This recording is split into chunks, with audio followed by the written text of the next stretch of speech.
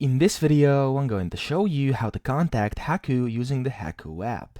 So essentially, inside the Hacoo app itself, I unfortunately was not able to find a contact button. However, I can show you how to get in touch with them guaranteed, okay? So what you want to do is go to Google and type in Hacoo app contact. And then once you type that in, as you can see, they have an About Us page over here. It's when you scroll down a bit, you'll be able to find it on your mobile device.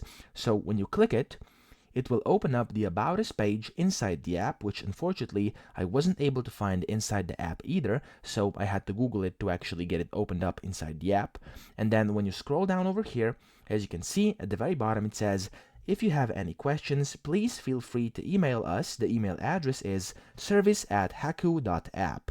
So in case you've got any questions and you would like to contact Hacoo regarding whatever that may be, you can email them at service@hacoo.app. So that's pretty much it. I hope this video helped you out, and if it did, please subscribe to the channel and help me out as well.